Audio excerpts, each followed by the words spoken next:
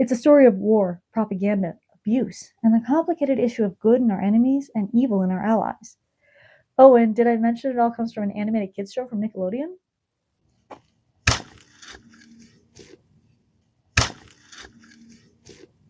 When thinking of kids shows, people often think of bright colors, loud music, and simplified storylines where everything gets neatly wrapped in a bow at the end of each episode, nothing has any lasting impact, and maybe the child viewers learn some lessons if you're lucky. Avatar: The Last Airbender was not one of those shows. It dealt with themes that some people might consider too mature or too dark for its intended age group, and introduced social and political philosophies that some might think are too advanced for the average child viewer. But science tells us a different story. Not only is it okay for kids to have stories like this, it's important when done correctly. Today, we'll take a look at the science and spend some time analyzing the themes and, importantly, how they are presented appropriately in Avatar. As usual, I'll give a brief plot synopsis for those unfamiliar with the show. Note that there will be spoilers. So if you want to skip that, skip to this timestamp or the bookmark labeled Kids Show. Avatar: The Last Airbender was an animated series on Nickelodeon that ran for 3 seasons from 2005 to 2008, and it featured the voice talents of Zachary Tyler Eisen as Aang, Mae Whitman as Katara, Jack DeSena as Sokka, Michaela Jill Murphy as Toph, Dante Bosco as Zuko, and Mark Hamill as Firelord Ozai, along with a host of other surprisingly major actors and celebrities in often minor roles. The story takes place in a fantasy world where some people have the ability to manipulate or bend one of the 4 elements: air, water, earth, or fire. The world is also similarly divided into 4 nations surrounding each element, and each has its own location and culture. The water tribes tend to keep around the poles, though some also live in swampy areas. The air nomads live in remote mountain temples. The Earth Kingdom lives in the main continent with sprawling cities, and the Fire Nation originally comes from volcanic islands. The Avatar is the one person who's able to bend all 4 elements and is charged with keeping the world in balance, and they are reincarnated from generation to generation. At one point after the death of one of the Avatars, the leader of the Fire Nation, Firelord Sozin, led an attack on the other nations in an attempt to take over the world. The war raged for 100 years, and for some reason it seemed like the Avatar was never reborn. As it turns out, the Avatar is actually an airbender named Aang, but thanks to being lost in a storm near the South Pole when he was 12, he ended up frozen in a big iceberg, which preserved him for 100 years. The name of the show comes from the fact that in the time since his disappearance, the rest of the air nomads were wiped out, so he is indeed the last airbender. His iceberg is discovered and broken open by 2 siblings from the Southern Water Tribe, Katara and Sokka. Katara is a waterbender, but has no one to teach her after much of their tribe was either killed in a Fire Nation raid or left home to go fight in the war. When they discover that Aang needs to master all 4 elements in order to be able to face the current Fire Lord and end the war, the 3 of them set off together to find him teachers, traveling with his flying bison. They start with the likely option for waterbending in the Northern Water Tribe, located far away in the North Pole, with the hopes of both Aang and Katara being able to master waterbending. At the same time, the young prince of the Fire Nation, Zuko, is putting everything he has into capturing Aang and bringing him home to his father while traveling with his uncle Iroh. We learn a little later in the series that this is because his father banished him and told him he could come home only if he captured the Avatar. As the main trio makes their way to the North Pole, they have to evade both Zuko and another Fire Nation leader, Admiral Zhao. In an important episode, Zhao manages to capture Aang, but he is rescued by someone in a blue mask, known only as the Blue Spirit. At the end of the episode, it's revealed that the person behind the mask is actually Zuko. When the heroes finally reach the North Pole, they run into an issue where Katara won't be allowed to learn how to use her waterbending for fighting due to being a girl, and she has to argue and fight before the teacher there, Master Pakku, is willing to allow her to learn. After Aang and Katara spend some time learning waterbending, Admiral Zhao and a huge fleet of Fire Nation ships come to attack the Northern Water Tribe. As part of the show's world building, it's established that there is a spirit world with creatures that the Avatar and a few select others are able to commune with, and the spirits are usually connected to the powers that benders control, among other things. Aang crosses over into the spirit world to gain information on how to win the battle with Zhao, and he learns that the Ocean Spirit and Moon Spirit, sources of power for the waterbenders, had long ago crossed into the mortal world and live in the North Pole in an oasis as koi fish. While Aang is in the spirit world, Zuko abducts his defenseless body, but Katara and Sokka are able to help rescue him. Meanwhile, Zhao manages to get into the oasis and kills the Moon Spirit as a way to block the ability to waterbend, leaving the people in the tribe defenseless. Aang uses the Avatar state, a powerful but semi-unconscious state that uses all the power of his past lives, to connect with the remaining Ocean Spirit and rain devastation on the Fire Nation troops. Back in the oasis, the Water Tribe princess gives her life to become the new Moon Spirit, and balance is restored, along with an end to Zhao and the Fire Nation siege. After leaving the North Pole, the heroes need to find Aang an earthbending teacher. Eventually, they find a young blind girl named Toph, appearing to be innocent, defenseless nobility to her family, but is actually an earthbending competition champion under a pseudonym, the Blind Bandit. She leaves her family despite their objections and joins the group to teach Aang earthbending. At about this time, we meet Zuko's sister Azula, who invites Zuko and Iroh home under false pretenses, intending instead to capture them as traitors. They escape, but must go on the run, hiding their identities and living among Earth Kingdom citizens. As the main group travels, they discover the vital information that there will soon be a solar eclipse, which will mean that for approximately 10 minutes as it happens, the Fire Nation won't be able to firebend. They travel to Ba Sing Se, the great capital of the Earth Kingdom, to tell the king of their news so that they can stage an invasion, but they have trouble getting to him because the king's guards, the Dai Li, have strict control of the city and the king by suppressing any information about the war. After finally talking to him, they plan a siege, but their plans get leaked to the Fire Nation through Azula, who has snuck into the Earth Kingdom. Once all the characters are in Ba Sing Se, Azula captures both Zuko and Katara, leading to the three remaining heroes teaming up with Iroh to save them. Zuko had been making progress for some time toward being a better person, and he had nearly given up on his search for Aang and his desire to go back home. But then Azula gives him a real offer of him being allowed home, Avatar or no Avatar, if he helps her take Ba Sing Se and fight against the heroes, and their uncle, who advises him against it. Zuko is torn, but ultimately the potential love of the family who rejected him wins out, and he betrays his uncle and joins Azula. The main group of heroes barely escapes their fight with Zuko and Azula, and their next tasks are to find Aang a firebending teacher and lead the attack on the Fire Nation during the eclipse. The eclipse attack doesn't go well, but Zuko, who had spent some time struggling with the hollow love he felt back home, decides to turn against his family once and for all. He then presents himself to Aang and the group, offering himself as a firebending teacher. Though they don't trust him at first, he does eventually join their group and successfully teaches Aang. In the finale, Aang faces Fire Lord Ozai, Zuko and Katara take down Azula, and the world begins a more peaceful era. Kids Show.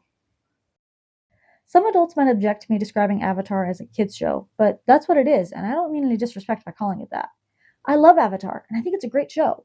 It does deal with some heavy themes, but it's also often a very silly show that has a lot of kid-friendly humor and is pretty clearly targeted to the older child to preteen range, probably anywhere from 7 to 12 years old.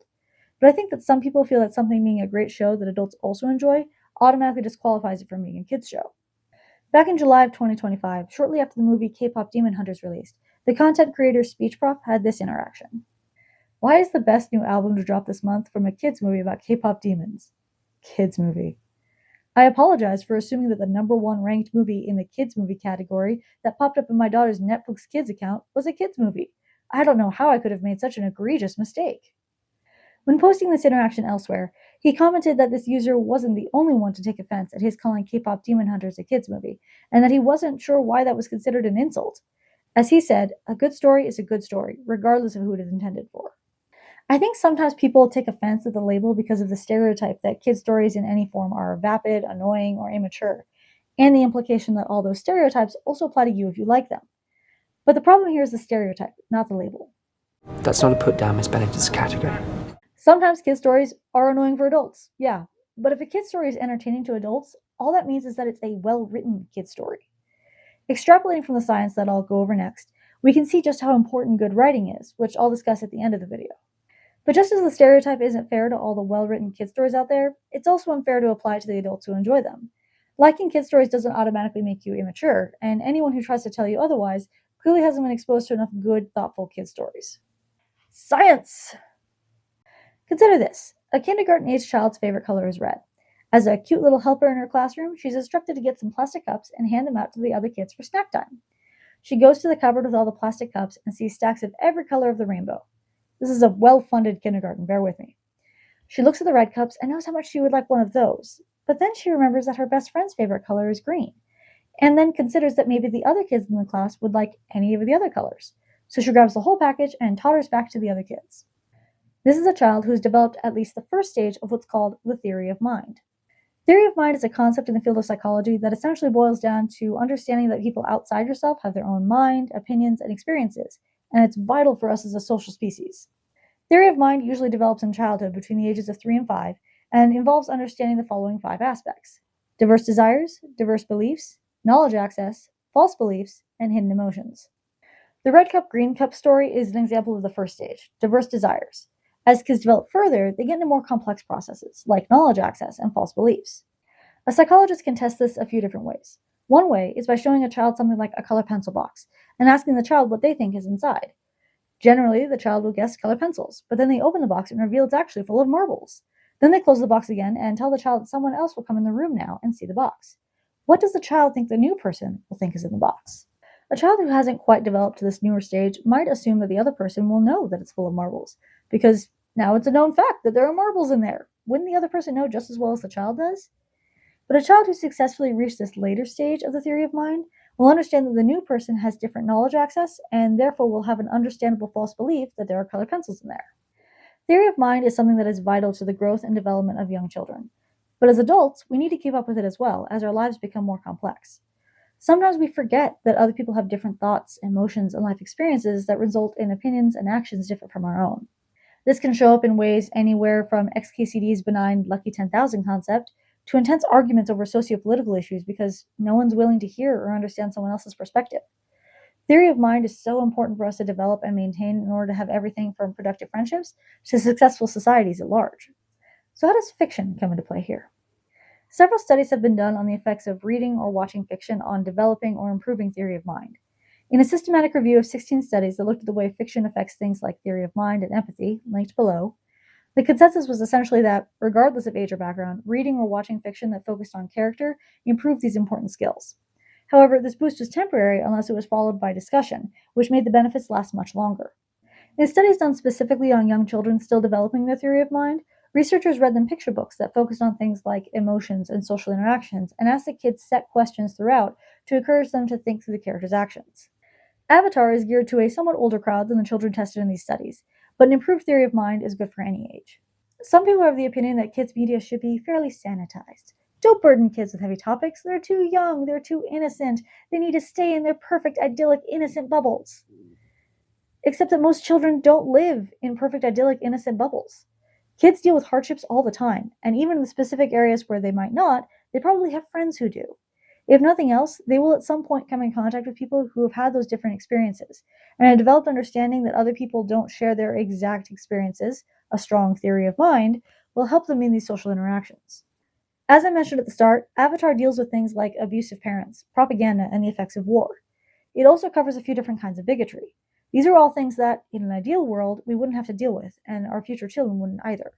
But in this world we live in, these are important things to understand, both to communicate with those around us and to recognize them when we are confronted with them ourselves. Other major, more positive, but still mature themes surround the complexity of people, that they aren't usually 100% good or bad, and you can't tell just by looking at them, and the idea of mercy, even to those who might not deserve it. All that being said, you can't just plop a kid down in front of Game of Thrones and be like, here you go, enjoy some mature themes, it's good for you. There are ways to take mature themes and make them appropriate for their intended age group. Avatar does this really well, and I'll be pointing them out throughout the video. So let's discuss bigotry. While different forms of bigotry aren't a main focus of the overarching plot, they are important topics that are handled in relatively kid-friendly ways. A major one that is the focus of a couple episodes is sexism. From the very start, Katara has to deal with an unequal division of labor at home and Sokka's frustrating misogyny. As bad as it ends up being in the Northern Water Tribe at the end of the season, the same issues were present even back in the Southern Water Tribe, just to a slightly lesser degree, and that may largely just be because the tribe is so limited in comparison to the Northern one. The men of the tribe go off to war, and the protection of the tribe is left in the hands of a 15-year-old boy, who was probably all of 12 or 13 when they left, because he's the oldest male. He teaches the other very young boys to be warriors, while Katara is left to do all the chores. This is despite the fact that Katara has the potential to be a stronger warrior than any of them with her waterbending, though she's limited by the fact that she doesn't have a teacher. However, Sokka is initially dismissive of it, thinking it was just annoying magic tricks with the water. Sokka gets some intense character development fairly quickly into the series, as early as episode 4 of season 1, when they visit Kyoshi Island and he gets his butt handed to him by the all-female Kyoshi warriors.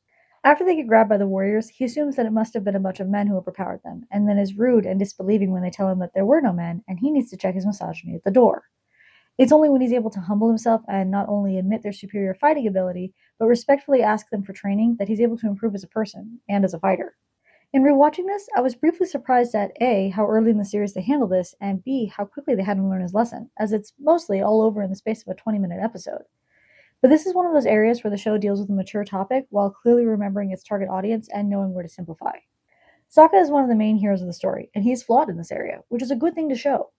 As I'll discuss later, it's important for kids to understand that being one of the good guys or being on the right side of something doesn't mean you're immune to faulty thinking or bad actions, and we need to keep an eye out for that in ourselves and in our friends. But if that flaw is allowed to continue for too long without being corrected, it ends up becoming a negative influence on the children watching, rather than an important lesson learned. Stories for adults can show negative main characters with somewhat more subtlety and for a longer stretch of time, but even with adults, that's not always successful. Breaking Bad is an excellent example of a main character who is a bad person through pretty much the entire run of the show, and that's the point. Ideally, we can enjoy the show as he descends further and further into his terrible nature and be aware that he is terrible and is not someone to be emulated, rather than that be a surprise at the end when he finally learns his lesson. Adults are not always very good at this, though, judging by the amount of people that do idolize Walter White, and this is true for a variety of other stories with villainous protagonists. Given the difficulty some adults have with understanding this, it's reasonable to decide that in a kids' show, even when addressing the important issue of faults within the heroes, impressionable children need to have a shorter time watching a protagonist going unchallenged for their faults. Near the finale for season 1, Katara has to deal with Master Paku refusing to teach her to fight because she's a girl, and in their tribe, female waterbenders are only allowed to learn how to heal. Upon learning this, Aang initially tells Paku that if he won't teach Katara, then he won't learn from him either. Looking to the greater good of the world, Katara tells Aang that he still needs to train, and she's willing to put up with it for his sake. But then ultimately, she gets angry enough about Paku being a smug jerk that she challenges him to a duel. Despite being largely self-taught, she holds her own for a while, but in the end, he is a master and is able to win the duel. At this point, Katara has tried reasoning, arguing, and now fighting, and none of it changed Paku's mind. But then he discovered that she could have been his granddaughter, because he had been engaged to her grandmother before she left the tribe and moved to the south. Katara points out to him that the reason her grandmother left is because she didn't want their sexist traditions to rule her life, including forcing her into an arranged marriage that she didn't want. Despite the arranged aspect of it, Paku did actually love her, which is perhaps in part what leads him to finally listen to Katara about the situation, because until then, he and the others didn't understand why her grandmother left.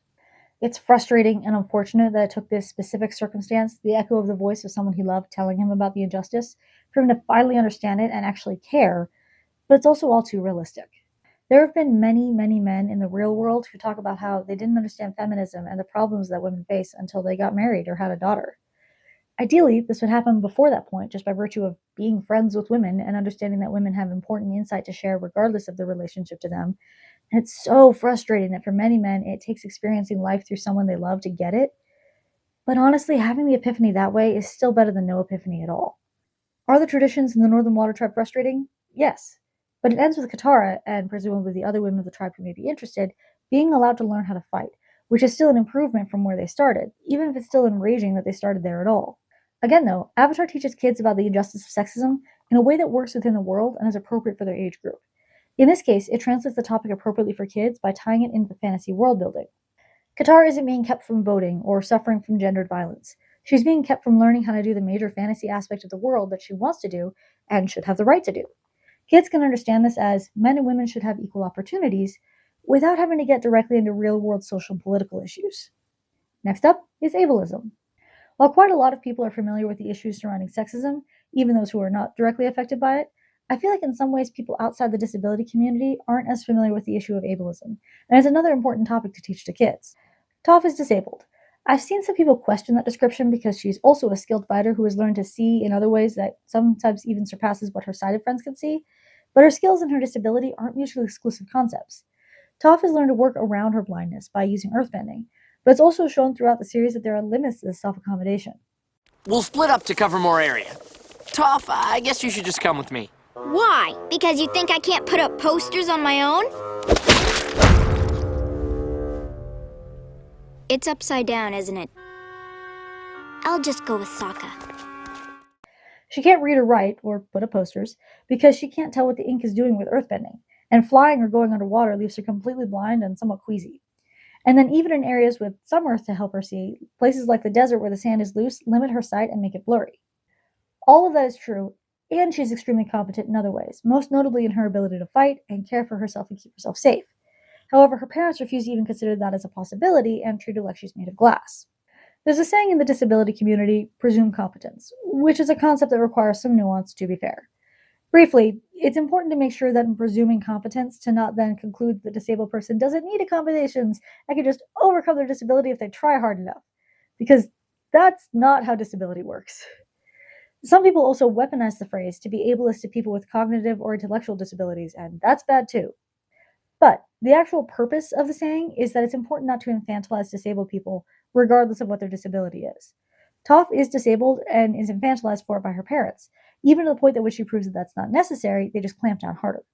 Again, Avatar is able to use the fantasy aspect of the world to help explain some nuances of disability to children. Toph is disabled and extremely powerful and needs help sometimes. These are all ideas that can coexist. One last interesting look at bigotry is internalized bigotry, specifically Zuko and some internalized classism.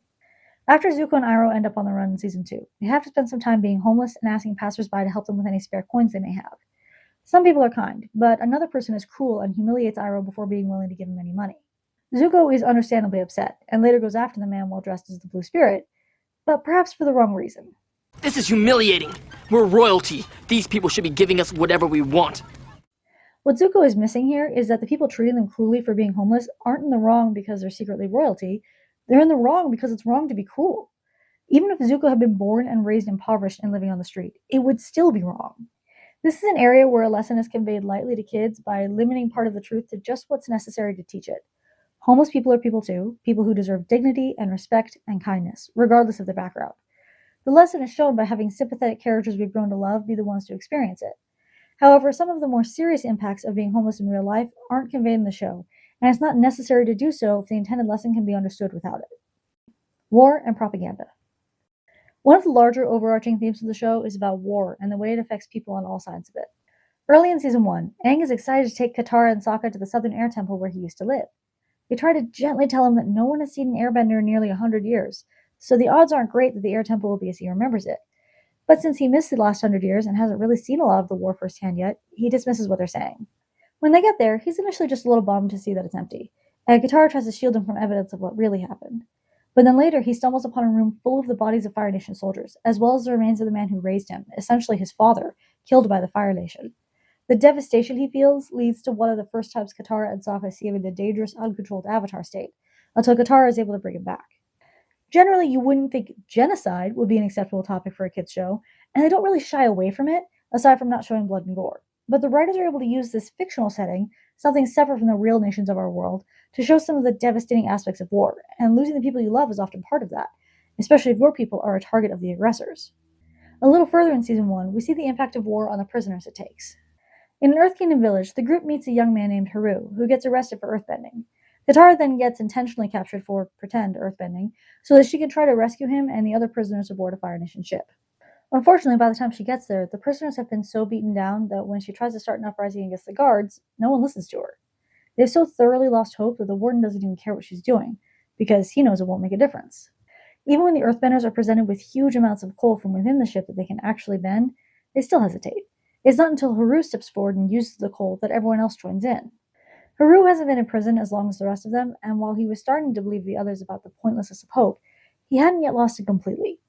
It's understandable, if sad, that the other prisoners felt there was nothing they could do to escape, and that their only hope was to just survive. But the episode shows the importance of hope and even a certain amount of defiance in the face of cruelty, especially once you have the means to protect yourself. On the other hand, looking forward to Season 3, we see the effects on another character who is also a prisoner of war, and what she decides to do with her trauma. In an episode that introduces the concept of bloodbending, being able to control someone else's body by bending the water within their blood, we meet Hama, a woman who lives in the Fire Nation and waterbends in secret. It's revealed later in the episode that she was a prisoner of war for decades, until she invented the practice of bloodbending, which she used on the guards to facilitate her escape. That's all well and good. Doing what she needed to do in order to escape was arguably a good thing, though it is a little dark.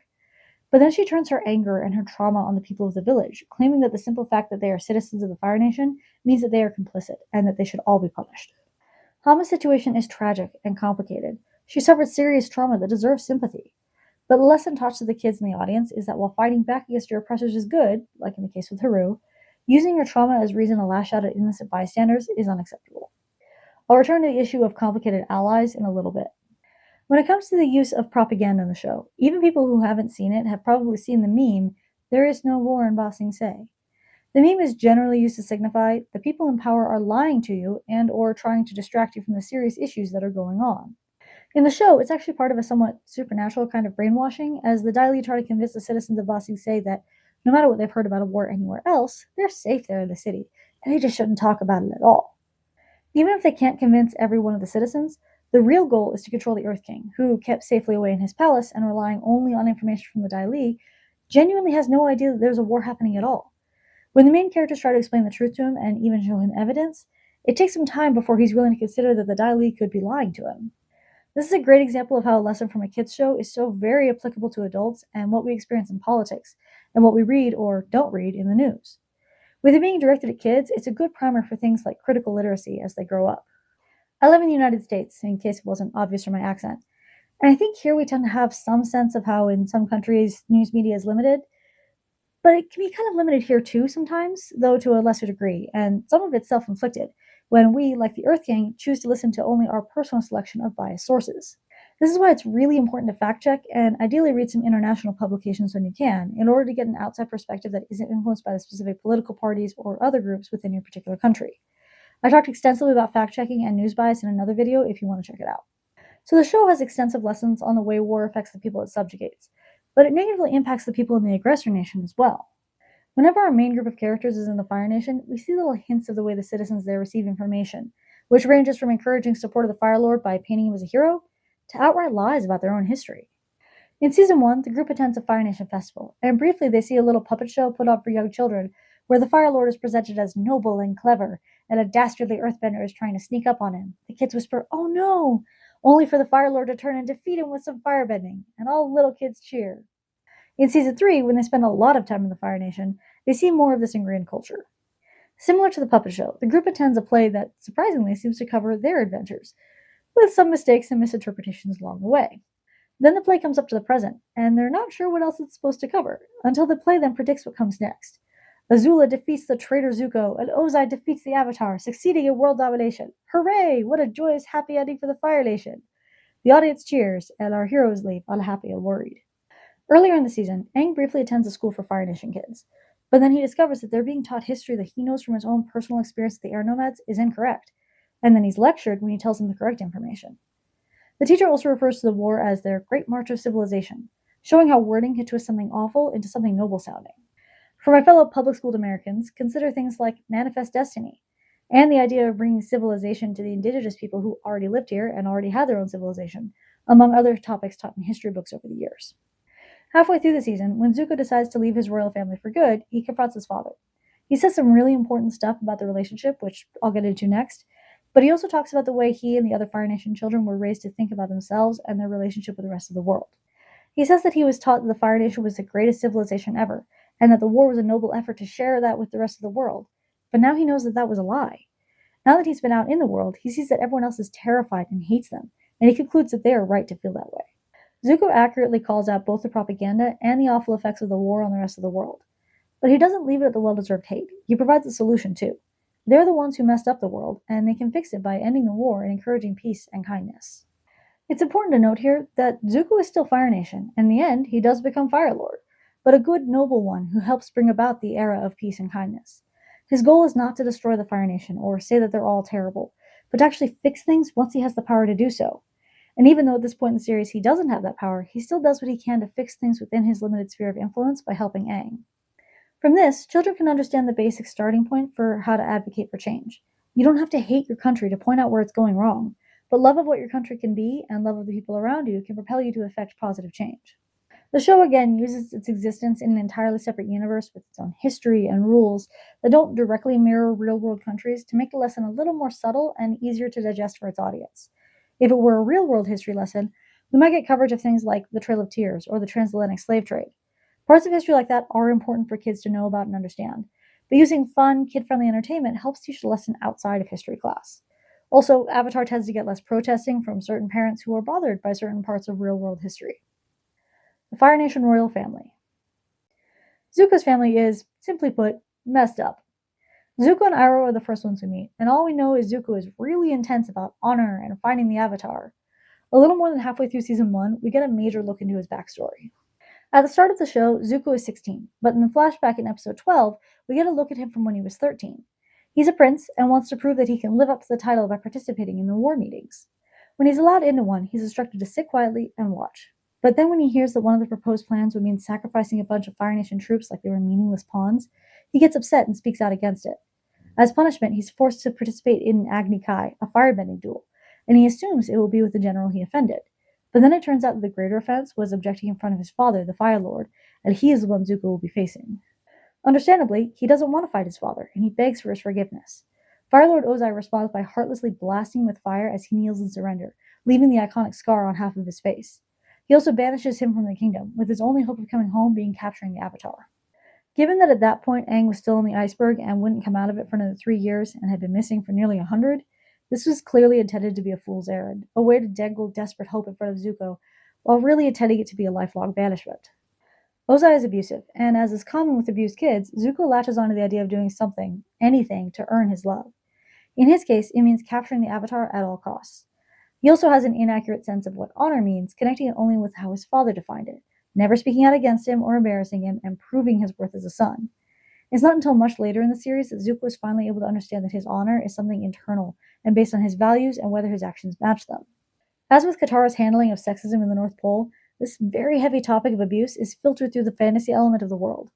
Zuko is horribly physically abused and disfigured by his father, but we don't need to see Ozai enact real-world abuse to get that out of the plot. By showing it through the lens of the Agni Kai, we have that one-step removed aspect that the writers employed elsewhere.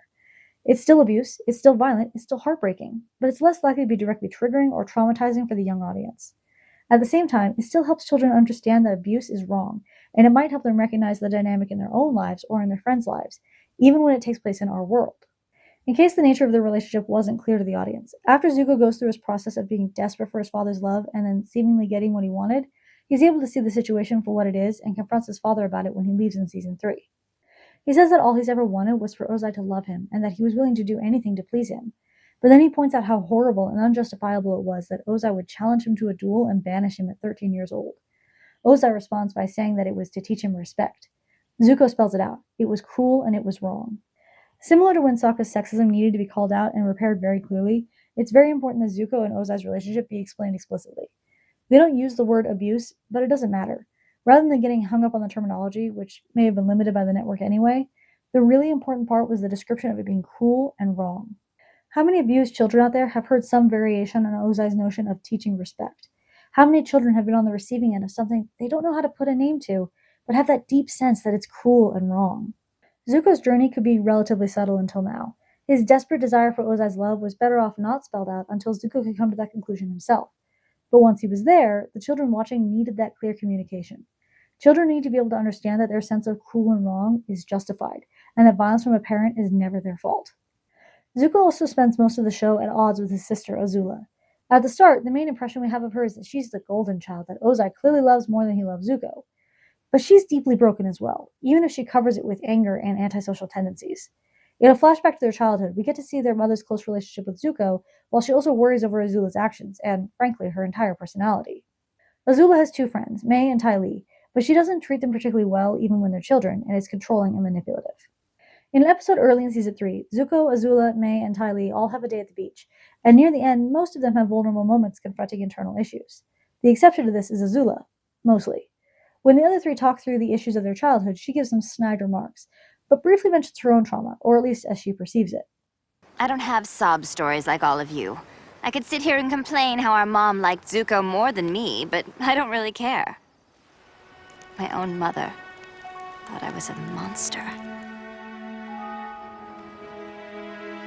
She was right, of course, but it still hurt. She really is hurt, but she covers any potential vulnerability with her flippant, cheerful attitude, seeming to embrace being a monster. Later, when Zuko and Sokka try to break some prisoners out of a Fire Nation prison, Azula tries to kill Zuko, but is thwarted by May and Ty Lee. This is the start of her unraveling. As she lost her only friends because she could no longer control them, she starts to question her control of everyone else. After Ozai names her Fire Lord and leaves her behind in the Fire Nation while he goes to complete world domination, she becomes a paranoid mess and starts banishing everyone left and right. Leading up to her coronation, she has nearly no one left around her, and she desperately tries to make herself presentable without her usual servants. After she angrily cuts her hair, she hallucinates her mother in her mirror. Azula confronts her about thinking she was a monster. Her mother tells her that she actually just thinks that Azula is confused and hurt because she's always relied on fear to control people, including her friends, and she still lost her friends anyway. Azula declares that you can't trust people, that fear is the only way, and that her mother must fear her too. When her mother insists that she actually does love her, Azula starts to cry and throws her brush at the mirror, shattering it. She then slumps to the floor sobbing, clearly alone in the room. When Zuko and Katara show up, she tries to fight them, but she's in a very bad place mentally by that point.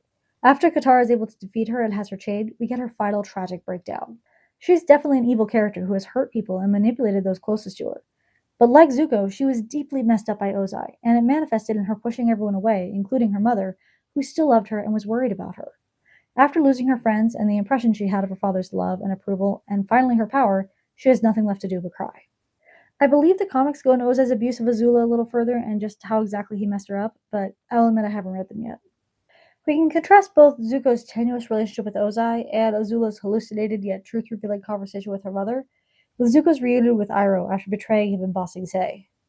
Zuko feels horrible about what happened. Ultimately, he does make decisions that turn him around as a person, but he still fears the rejection that might come when he goes to apologize. Instead, halfway through his apology, Iroh grabs him and hugs him tightly. Zuko can't understand his forgiveness, feeling that he deserved anger instead. But Iroh tells Zuko that he was never angry, only sad and worried. When Ozai welcomed Zuko back, it was only on the condition that Zuko never speak out against him again and go with whatever he had planned, and Zuko eventually realized it was a hollow acceptance that had no real love in it.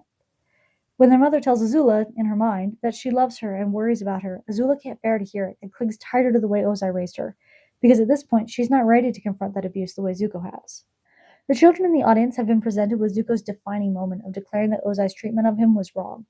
But now they get the other half of it, what a parent's love should look like, as well as what a healthy, healed response to that might be.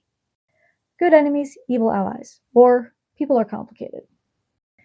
In some kids' stories, the line between good and evil is very strict and clear.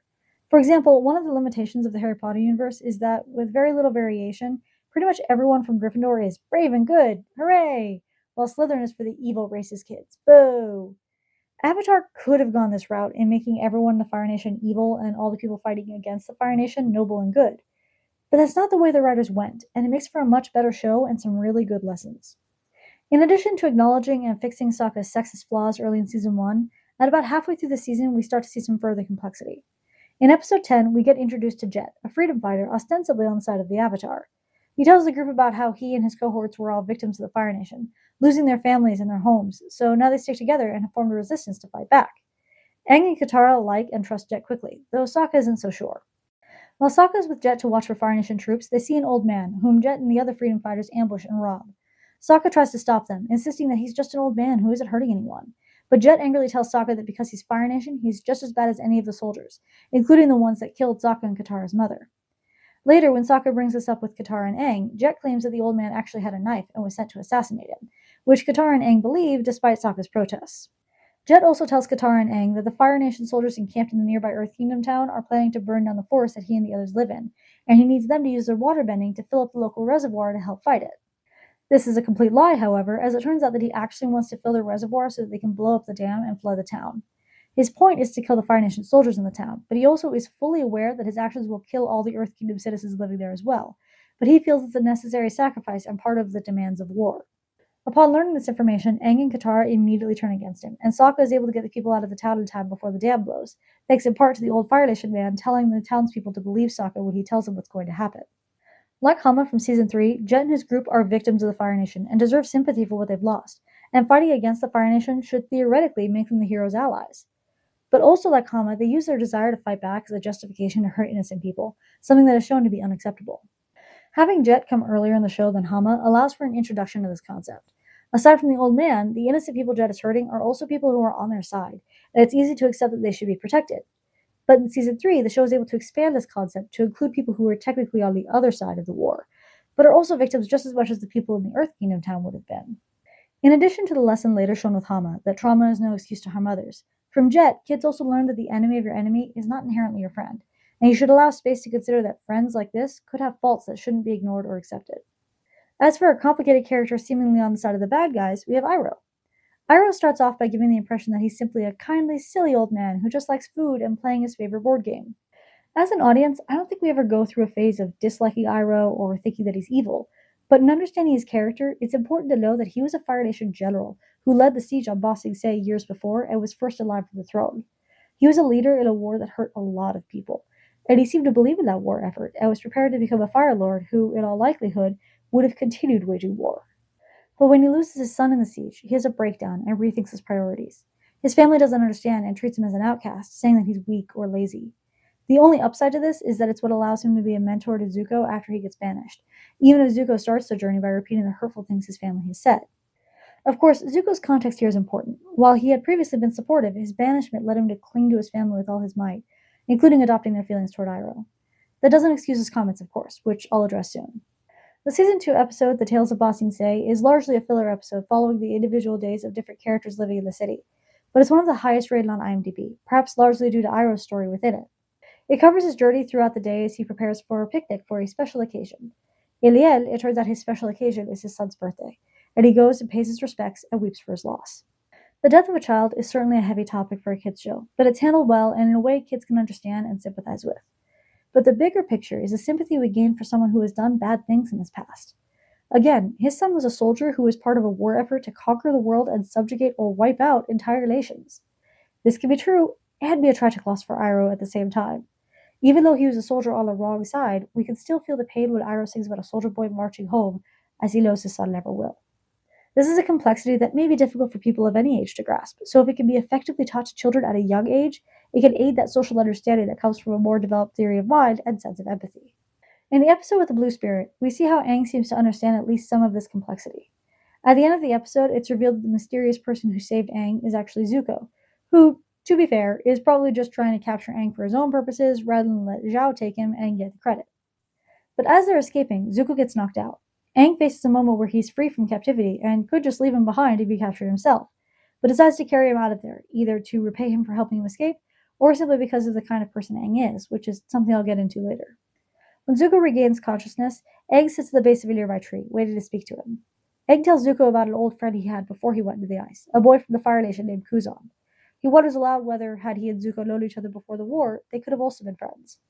Zuko listens quietly before launching fire at him in an attempt to capture him, and Aang scampers away, but Zuko does seem to be somewhat affected by Aang's words. Aang being from a time before the war allows him to see past it in ways some of the others can't. Being from the Fire Nation doesn't automatically mean someone is a bad person, and more broadly for the kids watching, someone's upbringing or where they come from doesn't determine their fate.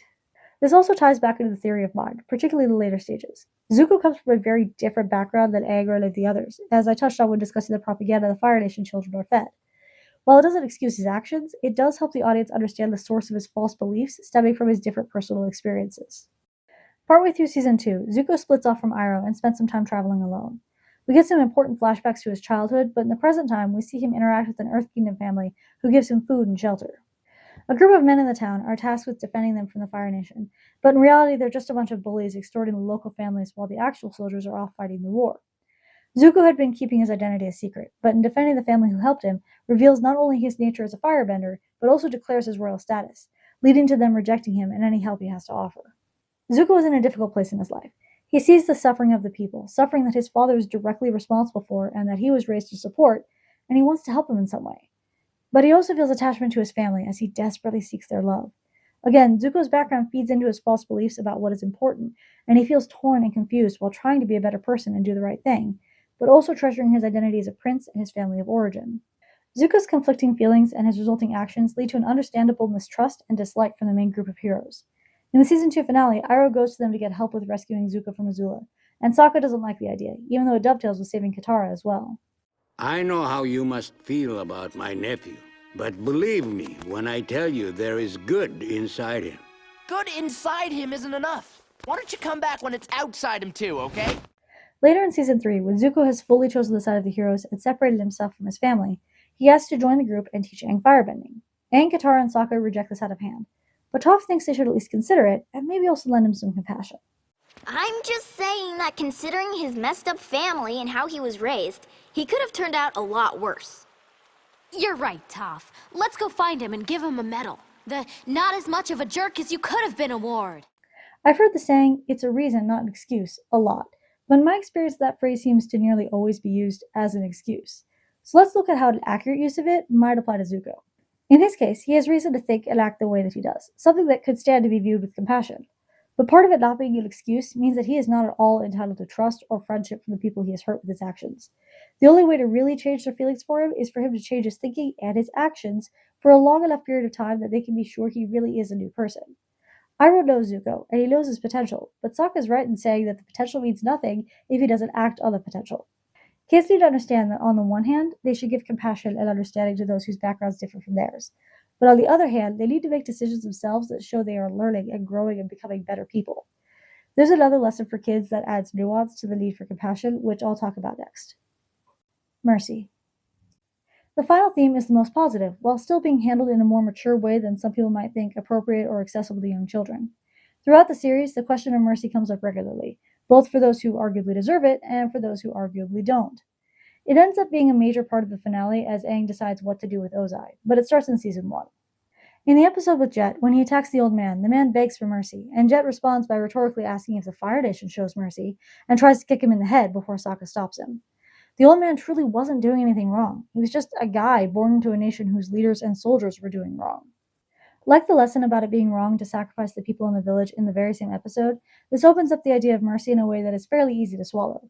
Like the villagers, the old man was innocent, and even helpful to the village in the end. We also see an immediate payoff when the man chooses to repay Sokka by supporting him in front of the village. As the show continues, those shown mercy become less and less innocent, and the reasons become less and less about what the merciful characters might receive in return. In the season 1 finale, Zuko kidnaps a helpless Aang and carries him out of the Northern Water Tribe and into a blizzard. He finds a cave to keep out of the cold for a little while, but eventually Aang comes out of the spirit world and tries to escape. Then Sokka and Katara show up, fight Zuko, and save Aang. At the end of the fight, Zuko gets knocked unconscious and is lying in the snow as the main group gets ready to leave. Wait, we can't just leave him here. Sure we can. Let's go. No, if we leave him, he'll die.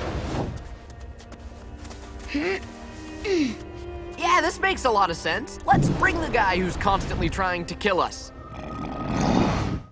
At this point, Aang has already paid Zuko back for his actions as the Blue Spirit by saving him from the guards, and Zuko had literally just kidnapped him. He has no real reason to show mercy. The mercy shown here is something that would probably be fairly understandable to the kids watching the show, since Zuko may not be an innocent, but they've seen Zuko's backstory at this point and have sympathy for him.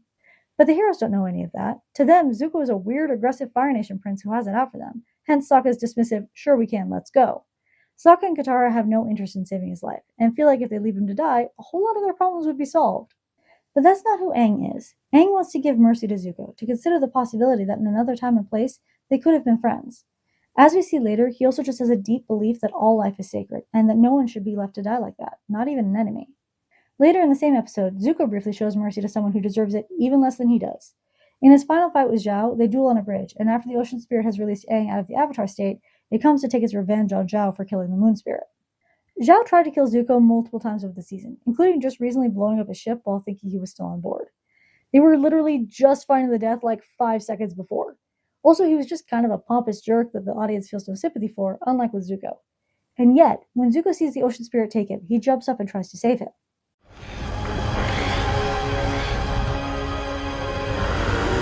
Take my hand!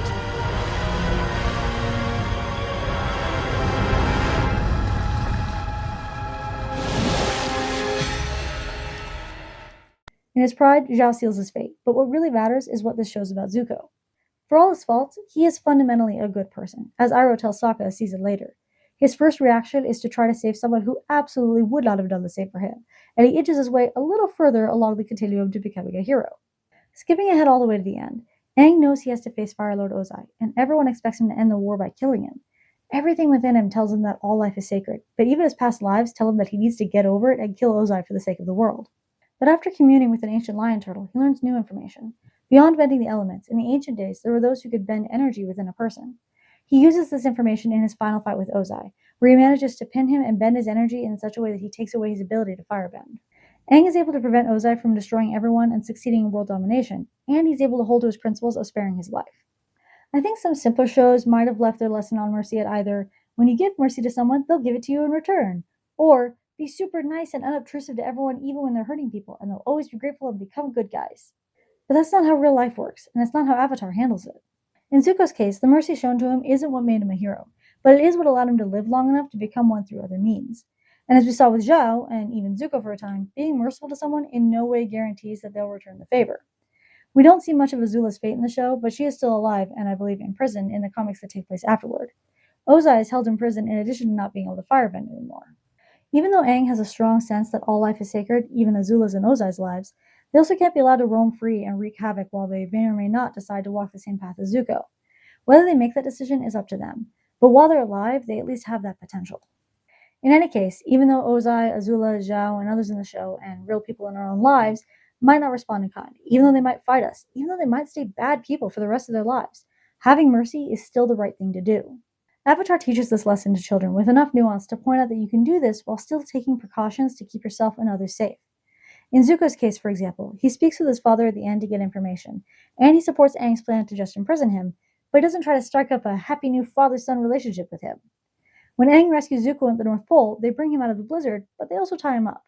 And when Zuko joins the heroes in Season 3, they don't immediately trust him. The important message children need to hear: stay kind, allow for the possibility of change, but definitely keep yourself safe in the meantime. Back to the science. So Avatar teaches kids great, mature lessons in kid-friendly ways. Yay! But you can't just turn on Netflix and walk away. I mentioned at the beginning that kids' shows being well-written and entertaining for adults is actually important for the children as well. Looking back at the science, one of the findings was that simply being exposed to the fiction wasn't enough, at least not for long-term growth. The best results came with discussion about the lessons from the books or movies. Even if a show teaches good lessons, if a parent can't stand to watch the show with their kid because it's so annoying that it makes them want to rip their ears off, at best, the kid will be left alone to watch it with headphones on. At worst, it'll just be banned in their household. Either way, they're not going to have those important discussions, and they're probably not going to get the long-term lessons. Most people know not to let TV or the internet raise their kids, even if most parents aren't perfect about monitoring everything their kid sees. This advice is usually given in reference to some movies, shows, and things online teaching bad lessons or being outright dangerous or damaging. But even something as great as Avatar is best watched with some guidance. Parents, pick out good stories, then watch and read with your children and talk about it after. It doesn't have to be scientifically rigorous. Testing a child's theory of mind is hardly considered good bonding time for most kids. But open conversations. What did you think of it? I thought this part was interesting. What was your favorite part? Do you think the characters made the right decision at this part? What would you have done in that situation? Then spend some time engaging with your child. You might be surprised at their depth of thought. So what do you think about mature themes in kids' shows? Do you have a favorite theme in Avatar, or maybe no one that I missed? I'll be doing something of a mini-series about kids' stories that deal with themes like this for the next few videos, but go ahead and let me know if there's another story that's your favorite. Also, this video is dedicated to Whistlebird, whose comment on my very first video is what inspired this video specifically, and the entire idea for the upcoming series. Thank you for your comment and your suggestion. So if you, like Whistlebird, have your own favorite story or type of story, let me know. It might be the topic of a future video. If you want to see more analysis videos like this one, I would love for you to subscribe. There's plenty more videos coming down the line, and subscribing helps the channel a lot and makes sure you don't miss the next one. And until next time, keep reading, keep watching, and keep digging deeper. Thanks for watching. Oh, one last lesson before you go. Aang, I'm sorry, but right now I'm just a little confused.